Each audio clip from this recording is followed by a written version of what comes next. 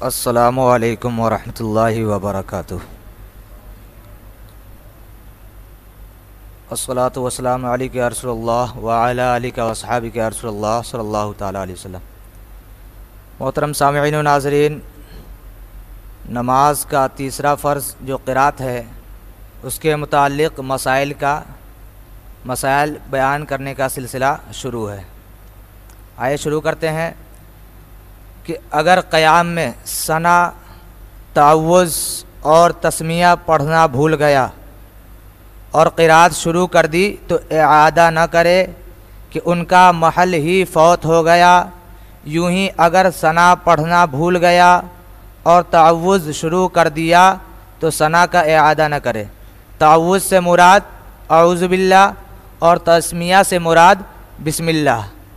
तो अगर कोई शख्स नमाज पढ़ रहा हो तो नियत करने के बाद अल्लाहु अकबर कहने के बाद उसको सना पढ़ना चाहिए, उसके बाद औज़ु बिल्लाह बिस्मिल्लाहिर रहमानिर रहीम पढ़ना चाहिए, उसके बाद सूरह फातिहा पढ़ना चाहिए। लेकिन वो ऐसा नहीं किया, वो अल्लाहु अकबर कहने के बाद डायरेक्ट सूरह फातिहा यानी अलहम्द पढ़ना शुरू कर दिया। तो ऐसी सूरत में जब उसे याद आए कि हमने सना और औज़ु बिल्लाह बिस्मिल्लाह छोड़ दिया है तो फिर अब उसे पढ़ने की ज़रूरत नहीं है, यानी सना और औज़ु बिल्लाह बिस्मिल्लाह अब पढ़ने की ज़रूरत नहीं है, क्योंकि अब आप सूरह फातिहा शुरू कर चुके हैं। ऐसी सूरत में नमाज हो जाएगी।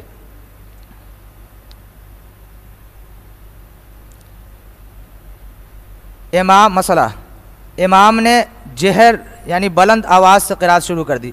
आप जहरी और सिर्री में फ़र्क समझ लें कि वो नमाज जिसमें क़िरात बुलंद आवाज़ से की जाती है उसको जहरी नमाज कहते हैं। जैसे जहरी नमाज में फ़जर, मगरिब, इशा ये तीनों नमाज जहरी नमाज है। इन नमाज़ों में क़िरात बुलंद आवाज़ से की जाती है। इसी तरह सिर्री नमाज वो नमाज जिसमें क़िरात धीरे की जाती है, इतना धीरे कि जो क़िरात कर रहा हो वो खुद सुने। जैसे कि ज़ोहर और असर ये दो नमाज़ें सिर्री नमाज है और फ़जर, मगरिब, इशा ये जहरी नमाज है। तो इमाम ने जहर यानी बुलंद आवाज़ से क़िरात शुरू कर दी तो मुक़्तदी सना न पढ़े, अगरचे दूर वाली सफ़ में होने या बहरा होने की वजह से इमाम की आवाज़ न सुनता हो। जैसे जुमा व ईदैन में पिछली सफ़ के मुक़्तदी के बवजह दूर होने के क़िरात नहीं सुन पाते और इमाम क़िरात बिस्सिर यानी आहिस्ता पढ़ता हो, मसलन ज़ोहर या असर में, तो मुक़्तदी सना पढ़ सकता है।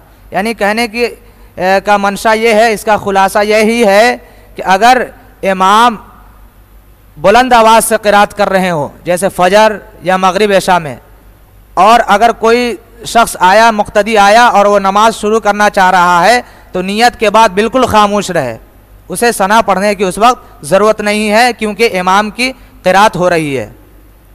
ये आम तौर पर जुमा में या ईदैन वगैरह में होता है। तो जहाँ इमाम क़िरात कर रहा हो उसके बाद आप नमाज शुरू करें तो बिल्कुल खामोश रहें, सना पढ़ने की उस वक्त ज़रूरत नहीं है। हाँ, और अगर वो नमाज यानी सिर्री नमाज जिसमें क़िरात धीरे की जाती है उसमें अगर आप नमाज में शामिल होते हैं तो फिर आप सना पढ़ सकते हैं। मसला, क़िरात ख़त्म होते ही मुत्तसिलन रुकू करना वाजिब है। यानी इमाम नमाज पढ़ा रहा हो तो सूरह फातिहा के बाद कोई सूरत पढ़े और उसके बाद फ़ौरन रुकू करे, यानी उसके बाद कोई सूरत पढ़ने के बाद ठहरना नहीं चाहिए, बल्कि उसके बाद फ़ौरन मुत्तसिलन फ़ौरन रुकू करे, चाहे वो इमाम नमाज पढ़ा रहा हो या आप अकेले नमाज पढ़े, दोनों में यही हुक्म है। मसला, रुकू के लिए तकबीर कही मगर अभी रुकू में न गया था, यानी घुटनों तक हाथ पहुँचने के काबिल नहीं झुका था कि और ज़्यादा पढ़ने का इरादा हुआ तो पढ़ सकता है, कोई हरज नहीं। यानी इमाम या कोई मुक़्तदी सूरह फातिहा पढ़ी, उसके बाद कोई सूरत पढ़ी या कोई आयत पढ़ी और उसके बाद फिर वो अल्लाहु अकबर कहा और रुकू में जाने के लिए कहा ही था कि वो उसका हाथ जो है घुटने के बल नहीं पहुंचा, तो ऐसी सूरत में उसका इरादा ये हो गया कि और क़िरात कर लेते हैं उसके बाद रुकू में जाएंगे, तो ऐसा कर सकता है अगर उसका हाथ घुटने के बल नहीं गया हो तब।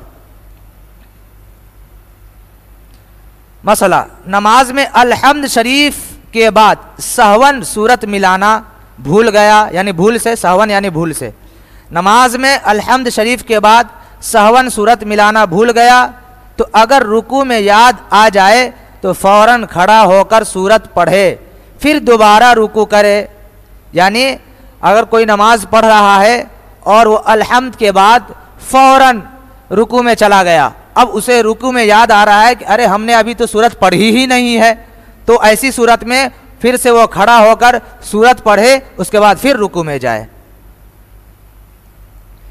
फिर नमाज तमाम करके, यानी पूरी नमाज अदा करके आखिर में सजदे सहव करे, और अगर सजदा में याद आए तो सिर्फ आखिर में सजदे सहव कर ले तो नमाज हो जाएगी और नमाज दोबारा पढ़ने की ज़रूरत नहीं है। यानी इसमें दो सूरत है, अगर इमाम या कोई नमाज पढ़ने वाला अलहम्द के बाद डायरेक्ट रुकू में चला जाता है और रुकू में उसको सूरत या ये बात याद आ जाती है कि हमने अभी सूरत पढ़ी ही नहीं, तो खड़ा होकर सूरत पढ़कर फिर दोबारा रुकू में जाए। लेकिन अगर वो सजदा में चला जाता है तब उसे ये बात याद आती है कि हमने तो सूरत पढ़ी नहीं है, तो ऐसी सूरत में पूरी नमाज यूं ही अदा कर ले और आखिर में सजदा सहव करे।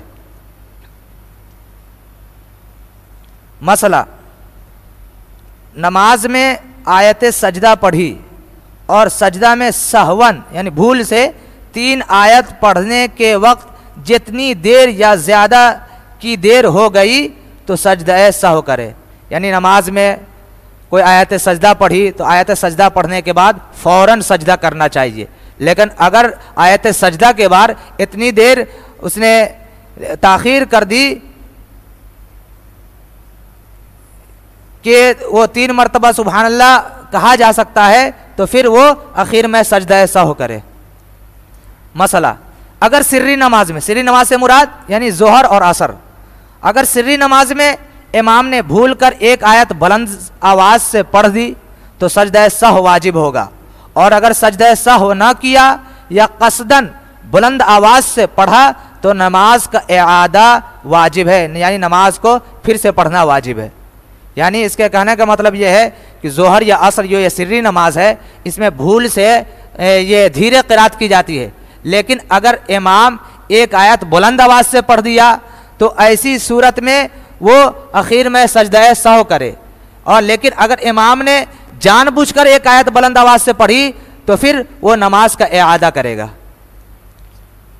मसला, कुरान की हर आयत पर वक्फ मुतलक़न बिला किराहत जायज़ बल्कि सुन्नत से मरवी है। यानी कुरान आप पढ़ते होंगे तो उसमें एक गोल वाला दायरा रहता है, तो वो तो आयत है ही है, लेकिन उससे पहले भी कहीं पे जीम की निशानी रहती है, कहीं पे सीन, कहीं पे ला मर्ज़बर ला, तो यहाँ पर ला की जगह जो ये वक्फ है यहाँ पर ठहरने की इजाज़त नहीं है, और सीन जीम वगैरह ये हर जगह ठहरने की इजाज़त है। तो अगर कोई शख्स पूरी आयत न करके वही जीम या सीन पर ठहर कर रुकू सजदा करता है तो फिर भी उसकी नमाज हो जाएगी।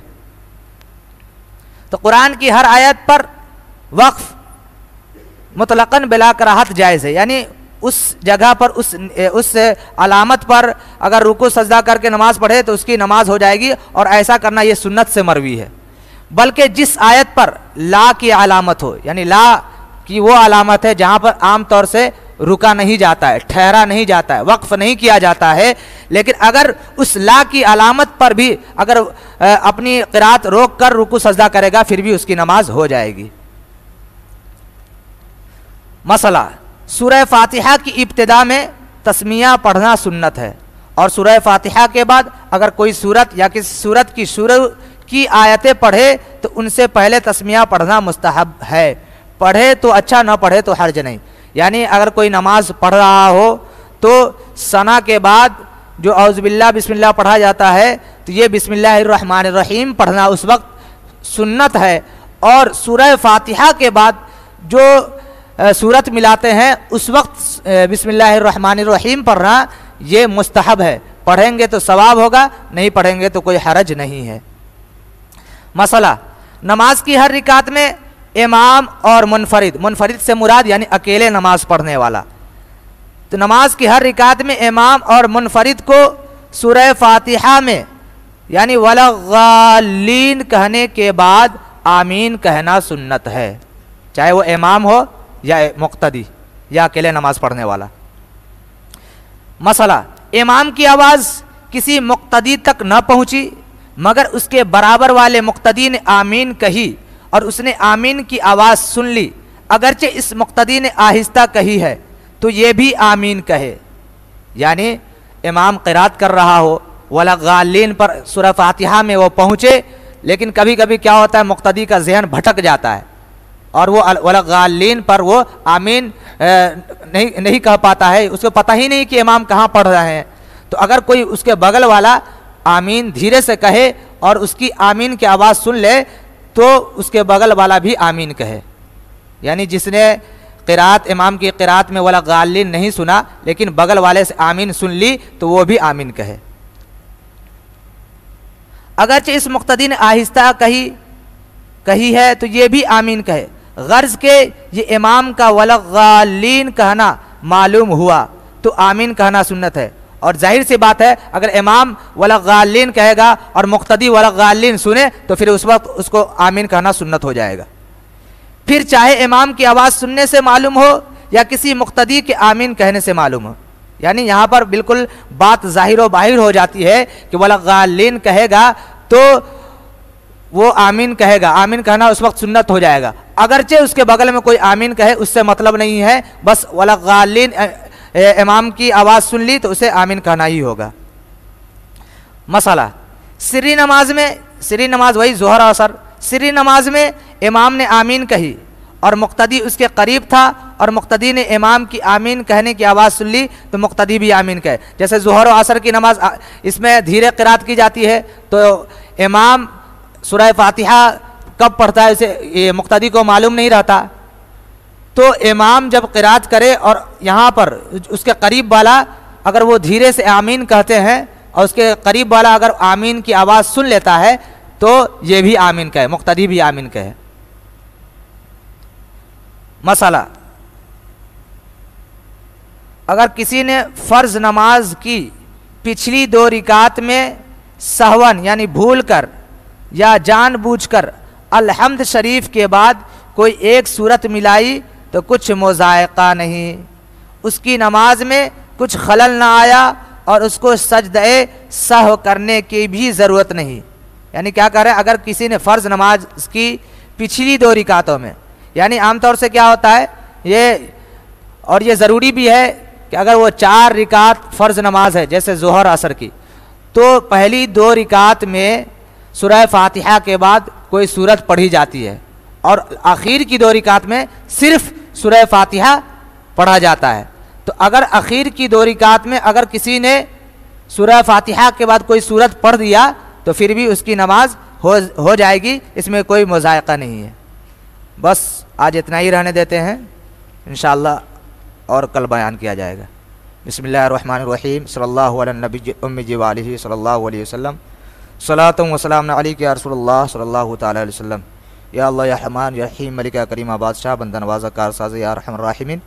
या अल्लाह हम सब के पढ़ने पढ़ाने और सुनने सुनाने को अपनी बारगाह में कबूल मकबूल अता फरमा। शरीयत मुत्तहरा के बताए हुए रास्ते पर चलने की तौफ़ीक़ व रफ़ीक़ अता फरमा मौला करीम, और नमाज को सही सही अदा करने की तौफ़ीक़ व रफ़ीक़ अता फरमा। इन्नल्लाह व मलाइकतहु युसल्लूना अलन नबी या अय्युहल्लज़ीना आमनु सल्लु अलैहि वसल्लिमु तस्लीमा। अल्लाहुम्मा सल्लि अला सय्यिदिना मौलाना मुहम्मद बारिक वसल्लम सल्लल्लाहु अलैहि वसल्लम। सुब्हान रब्बिका रब्बिल इज़्ज़ति